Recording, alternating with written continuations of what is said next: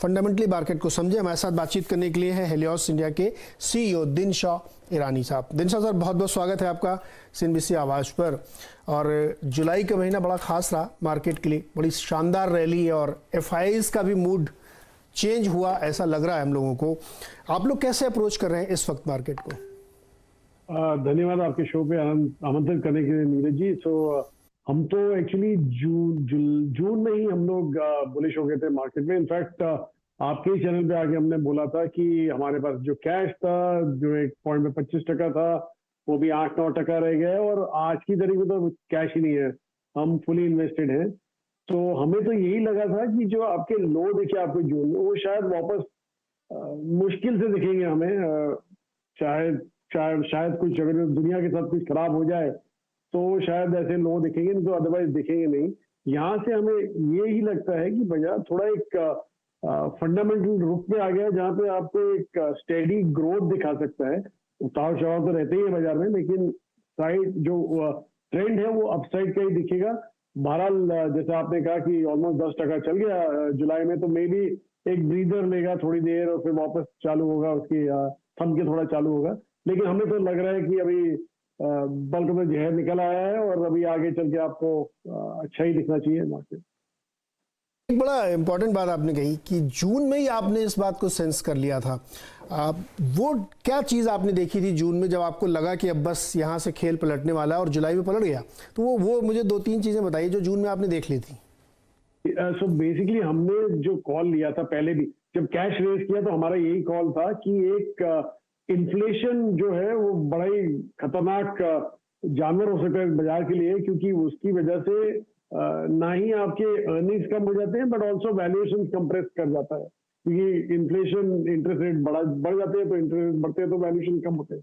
तो ये एक स्टैंडर्ड चीज रहती है। तो हमने जो है कि साल के शुरुआत में करीब जनवरी में ही हमने कॉल लिया था कि इन्फ्लेशन राइजिंग है और पीक नहीं हुआ है, बढ़ता ही रहेगा।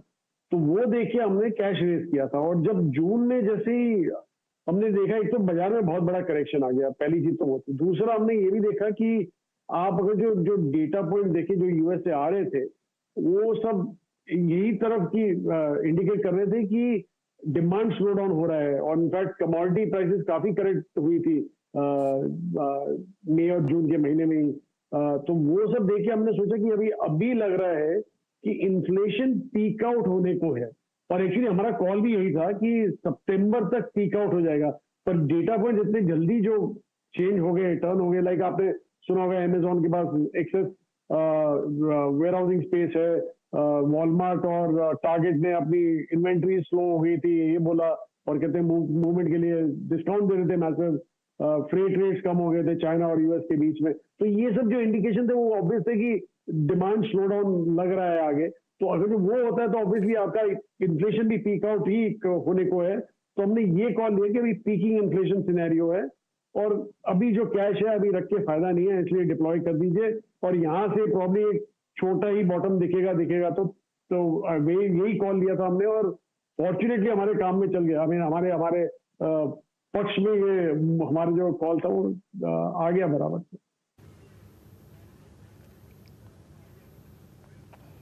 बिल्कुल। तो लास्ट इंटरेक्शन में वाकई करा, देखिए दिनशाह जी ने बात कही थी कि भाई ये जो वाइब्रेशंस मार्केट में है इसको हमने एक्सेप्ट किया और अपना जो कैश कंपोनेंट है कम किया, कैश को डिप्लॉय किया। मैं कुछ और पॉकेट्स पे आऊँगा, लेकिन अगर आप आवाज़ के साथ इस वक्त स्क्रीन को ट्रेड कर रहे हैं, देखिए इस वक्त बाजार में मोमेंटम है। लुक एट निफ्टी, डे है 17,330। एक ट्रेड लिया हमने टाटा केमिकल का नीरज जी, दूसरा ट्रेड लिया था हमने UPL का। अभी माना जी से इंटरेक्शन हुआ था, वो ऑप्शन 20 रुपए का आपकी स्क्रीन पे अभी 30 का हाई लगा के आया है। वो UPL की जो कॉल ली थी ना, मेरे ख्याल से 780 की मेंशन की थी मानस ने, 10 रुपए का स्विंग दिखे ये स्क्रीन पे। Look at UPL। यकीन मानिए स्क्रीन पर जिस तरीके से एडिशन हो रहा है OI का, गजब है।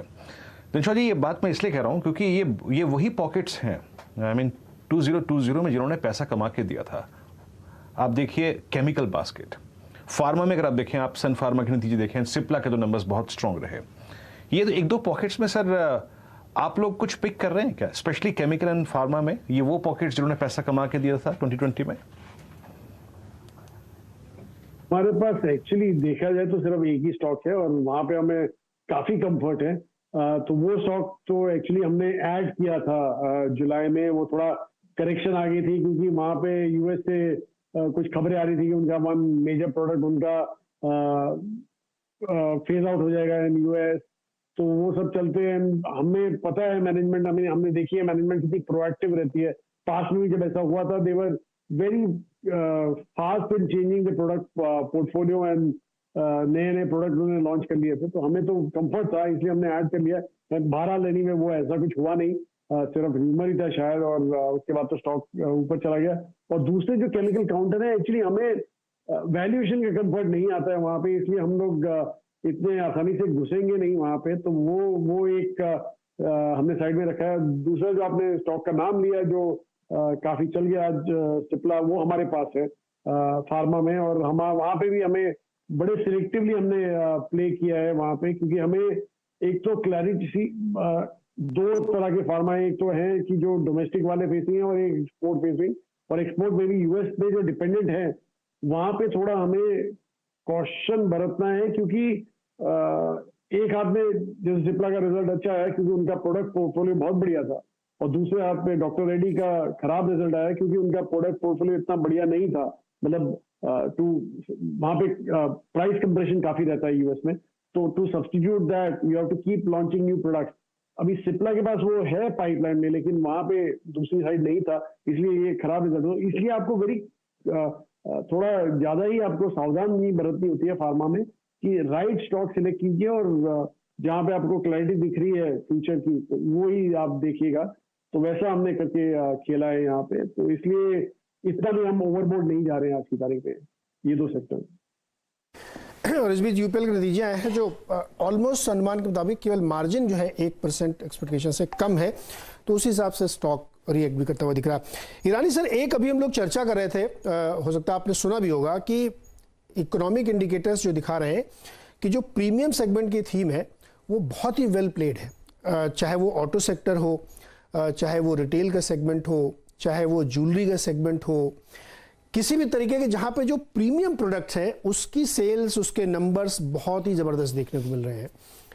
अब इसके एक अदर साइड की डिबेट है, उस पर नहीं जाते हैं, लेकिन हम ये जानना चाहते हैं कि क्या इस तरह की कोई कंजम्पशन थीम आप लोगों को अच्छी लगती है जो प्रीमियम क्लाइंट को कैटर करती हो और आप लोग वहां पे ध्यान रख रहे हो? जी नीरज जी, आपने सवाल पूछा इसलिए मेरे मुंह पे मुस्कान आ गई। ये शायद थीम हमने ही आइडेंटिफाई की थी अराउंड अप्रैल के आसपास की। हमने सोचा था कि अफोर्डेबल लग्जरी जो हम बोलते हैं, मतलब जहाँ पे अंडर पेनिट्रेटेड रहते हैं मार्केट में, अफोर्डेबल मास लग्जरी सेगमेंट, ये हम ऐसे आइडेंटिफाई किए थे। एंड हमने ये बोला था कि ये जो इन्फ्लेशन इंसुलेटेड सेक्टर होगा वो वाला आपने देखना है, और ये काफी हद तक इंसुलेटेड रहता है। अगर जो शादी है तो आपको ज्वेलरी लेनी पड़ेगी, आपको कहीं इवेंट में जाना है तो अच्छा सा कुर्ता पहनना पड़ेगा या अच्छा सा कोई शेरवानी पहननी पड़ेगी। तो वैसे सब हमने सोच के हमने ये थीम हमारी देखी थी। इनफैक्ट एक और जो बेस है थीम का वो ये है कि 30 से 35 करोड़ कंज्यूमर्स हैं इस थीम में जो पार्टिसिपेट कर सकते हैं। आप अगर जो टॉप एंड देखें तो वहां पे तो बड़े लिमिटेड कंज्यूमर रहते हैं, 1 या 2 करोड़, लेकिन ये वाली जो अफोर्डेबल थीम है वहां पे 30 से 35 करोड़ लोग होते हैं। तो इसलिए हमने काफी स्टॉक्स आइडेंटिफाई किए थे यहाँ पे। जैसे मैंने एक आध तो बता ही दिया आपको कि फॉर्मल वेयर जो केटर करता है टू फॉर्मल इवेंट्स, वो वाली कंपनी। फिर एक कंपनी, आपने फुटवेयर कंपनी का भी नाम लिया था आपने पहले, थोड़ी देर पहले, वो हमने आइडेंटिफाई की थी वहां पे। फिर होटल्स में भी द सेकंड टियर होटल हमने आइडेंटिफाई किए थे कि जब एक बार खुलेंगे तो यहाँ पे शायद ज्यादा तेजी दिख सकती है। तो वैसे सब करके हमने ये थीम निकाली थी, और हमें तो बहुत कंफर्ट है यहाँ पे। हमें तो लग रहा है कि ये अभी चालू हुई है, बिकॉज आप देखिए कि अगर जो इन्फ्लेशन यही रेंज में रहा और थोड़ा कम होना चालू किया तो यहाँ पे क्या होता है कि जो अर्निंग पावर होता है वो भी बढ़ जाता है, और आपका शेयर ऑफ वॉलेट जो होता है फॉर डिस्क्रिशनरी स्पेंड वो भी बढ़ने लगता है थोड़ा। तो ये हमें सब देख के हमने ये थीम में एंटर किया था और worked out perfectly for us. बिल्कुल सही कह रहे हैं ईरानी साहब की ये जो एक अर्निंग ग्रोथ होती है कि एक पी एक्सपेंशन होता है, इसमें अर्निंग ग्रोथ हो रही है। मतलब आप इनके नंबर्स देखिए, अभी हम लोग जिक्र कर रहे थे कि इथॉस के नंबर देखिए आप, मेट्रो ब्रांड्स के नंबर देखिए आप जॉकी के नंबर देखिए, पेज इंडस्ट्री, मतलब वो जितना प्रीमियम सेगमेंट है, इंडियन होटल्स को आप देख लीजिए, सब तरफ एग्जैक्टली प्रीमियम प्ले है। तो ईरानी साहब सर कॉन्ग्रेचुलेशन, आपने मतलब गजब की थीम अप्रैल में पकड़ी थी, उसके बाद मार्केट मई में पकड़ लिया, लास्ट मई जून में, तो ये कमाल है। इसीलिए हम लोग दिनशा साहब से सर्टेन इंटरवल में बातचीत करते हैं। सर बहुत बहुत शुक्रिया आज हमारे साथ जुड़ने के लिए और धन्यवाद। बेहतरीन आइडियाज़ हमारे दर्शकों के साथ शेयर करने के लिए।